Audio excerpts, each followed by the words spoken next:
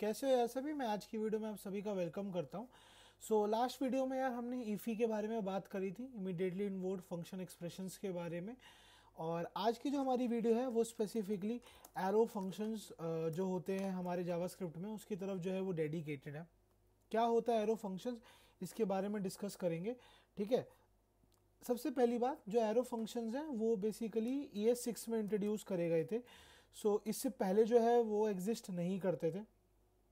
Arrow functions को हम लोग बहुत ज़्यादा यूज़ करते हैं यार। जब हम लोग जब वेब डेव में हम जाते हैं तो वहाँ पे हम लोग इनका बहुत ज़्यादा यूज़ कर रहे होते हैं। और बेसिकली ये होते क्या है, पहले इसके बारे में बात करता हूँ, फिर बताता हूँ ये इतना ज़्यादा यूज़ क्यों हो रहे होते हैं। एरो फंक्शंस जो होते हैं वो बेसिकली हमें शॉर्टर फंक्शंस लिखने में मदद करते हैं।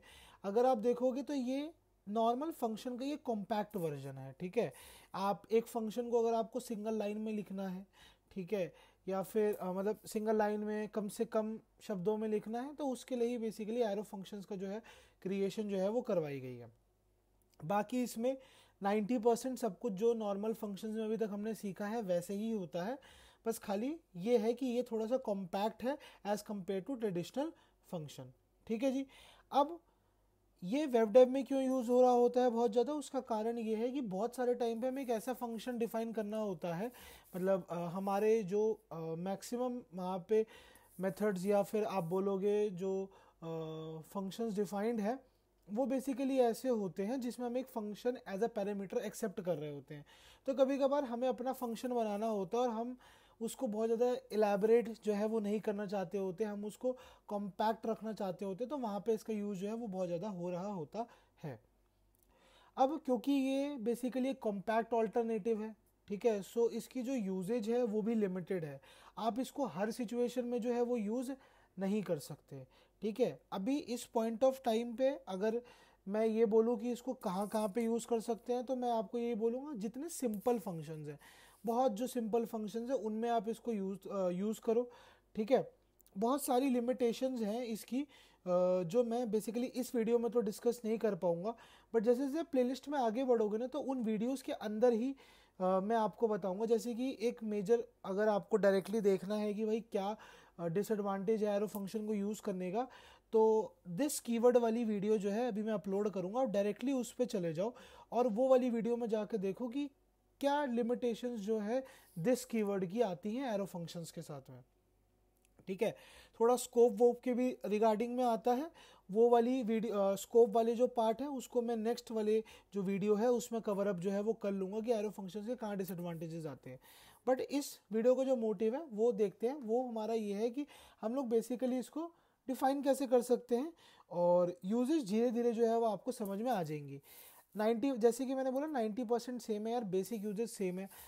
कोई थोड़े से जैसे टेक्निकली थोड़ा सा जैसे जो एडवांस चीज़ें होती हैं या फिर कॉम्प्लेक्स चीज़ें होती हैं वहाँ पे थोड़ा डिफ़र करता है, ये वहाँ पे थोड़ी प्रॉब्लम क्रिएट करता है। तो अभी at this point of time, अभी अगर हम जान भी जाएंगे उन डिसएडवांटेजेस को तो वो अभी रिलेट नहीं कर पाएंगे हम उसको। तो विद टाइम जैसे जैसे हम आगे बढ़ेंगे हम समझ जाएंगे उसके बारे में।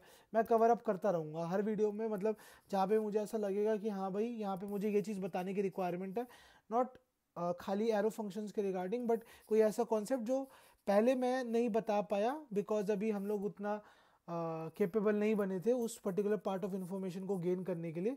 तो मैं जैसे मुझे लगेगा कि हाँ भाई उतने कैपेबल अब हम हो चुके हैं, मैं आपको उस इंफॉर्मेशन को आपके साथ जो है शेयर कर दूंगा। ठीक है जी। अच्छा, सबसे पहले बात करते हैं कि भाई इसको डिफाइन कैसे करना है। मतलब इसको यूज़ कैसे करना है, तो इसका बहुत सिंपल सा सिंटैक्स होता है। देखो अभी हम लोग जो है करंटली कैसे फंक्शन को दो प्रकार से डिफाइन कर सकते हैं। सबसे पहला होता है विद पैरामीटर और दूसरा होता है विदाउट पैरामीटर।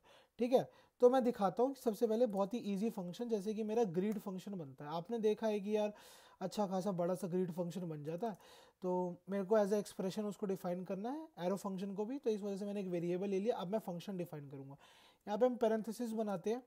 ठीक है, ये मैंने यहाँ पे करा और मैं सिंपली यहाँ पे क्या बोल दूंगा, हेलो वर्ल्ड। ठीक है, क्या मैंने यहाँ पे लिख दिया, हेलो वर्ल्ड।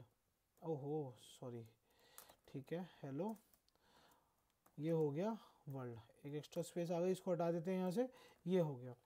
ठीक है, हेलो वर्ल्ड, ये मेरा ग्रीड फंक्शन जो है वो आ गया है।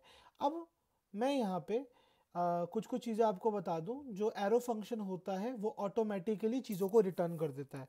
अगर आप उसमें स्पेसिफाई नहीं कर रहे हो कि क्या करना है, तो वो ऑटोमेटिकली पैरामीटर जो आपने डिफाइन करा है या फिर जो भी आपकी लास्ट चीज़ होगी उसको जो है वो खुद से रिटर्न जो है वो करा देगा। ठीक है, मैं इसको चला के देखता हूँ। तो मैं यहाँ पे console.log कर देता हूँ क्योंकि ये पैरामीटर को रिटर्न करा रहा है।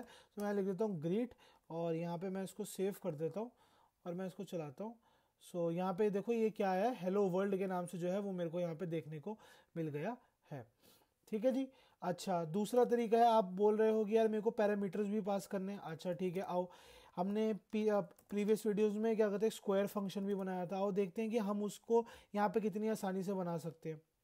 तो मैं यहाँ पे बोलता हूँ भाई अपनी पैरेंथेसिस दूंगा, मैंने बोला x एज अ पैरामीटर मैं ले रहा हूँ। ठीक है जी, और मेरे को क्या आप रिटर्न कर दो x मल्टीप्लाइड बाय x। ठीक है, ये ऑटोमेटिक रिटर्न कर देता है। अगर आपको किसी एक स्पेसिफिक चीज़ को रिटर्न कराना तो आप लिख भी सकते हैं, ऐसी कोई प्रॉब्लम जो है वो नहीं आएगी।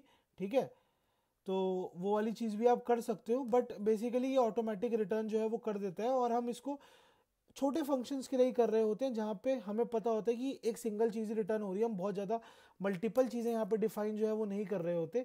इस वजह से ये ऑटोमेटिक रिटर्न जो है वो कर देता है। ठीक है, मैं यहाँ पे इसको चला के दिखाता हूँ अगेन, क्योंकि रिटर्न कर रहा है। console.log करेंगे हम यहाँ पे। कैसे console.log, यहाँ पे स्क्वायर फंक्शन है, यहाँ पे मैं इसको 2 पास कर दूंगा। हम सबको पता ही है कि 2 का स्क्वायर क्या होता है। सो यहाँ पे हेलो वर्ल्ड और 4 जो है वो मेरे को देखने को यहाँ पे मिल गया है। लास्ट में मतलब कोई बोल सकता है नहीं मेरे को मल्टीपल पैरामीटर्स पास करने हैं, तो वो भी आप कर सकते हो। जैसे कि यहाँ पे मान लो मैं मल्टीप्लाई कराना चाह रहा हूँ, तो इसमें 2 पैरामीटर्स जाते हैं। जैसे कि मान लो मैं एक second sorry, equal to round braces, मैं इसको ए और बी पैरामीटर्स पास करना चाहता हूँ, इक्वल टू, और ये ऐसे हमने साइन बना दिया। और मैं यहाँ पे कर रहा हूँ ए इंटू में बी, ये रिटर्न हो जाएगा। अब मैं console.log कर देता हूँ मल्टीप्लाई, और यहाँ पे मैं पास कर देता हूँ 2,3। सबको पता है क्या रिजल्ट आएगा, 6, और वही आ भी गया है। ठीक है, सो ये थे हमारे पास एरो फंक्शंस। अगेन मैं एक बार समराइज कर देता हूँ, जहाँ पे आपको एक छोटा कॉम्पैक्ट फंक्शन बनाना है और आप रेगुलर फंक्शंस के जैसा इतना बड़ा बड़ा ये सब काम जो है वो नहीं करना चाहते कि आप इसको 2 लाइन का 3 लाइन का बनाओ, आप उसको कॉम्पैक्ट रखना चाहते हो। So you can use arrow functions. Arrow functions note कर लेना, लिमिटेड इनकी क्या कहते हैं यूजेज है, आप हर जगह पे इसको नहीं यूज कर सकते क्योंकि इसके कुछ लिमिटेशंस हैं, ड्रॉबैक्स हैं। वो अभी हम नहीं डिस्कस कर रहे हैं क्योंकि उसके लिए हमें और नॉलेज की रिक्वायरमेंट है, और टॉपिक्स हमें जानने पड़ेंगे। फिर उसके बाद हम लोग जो है उसकी डिस्कशन जो है उस वीडियो में या फिर एक अलग सी वीडियो में जो है डिस्कस कर लेंगे। तो यार आज की वीडियो के लिए बस इतना ही। वीडियो अच्छी लगी हो तो लाइक करो, चैनल को सब्सक्राइब करो, और या किसी को जावास्क्रिप्ट सीखनी है तो उसको प्लेलिस्ट को शेयर कर दो यार। अभी के लिए चलते हैं, ओके टाटा बाय बाय।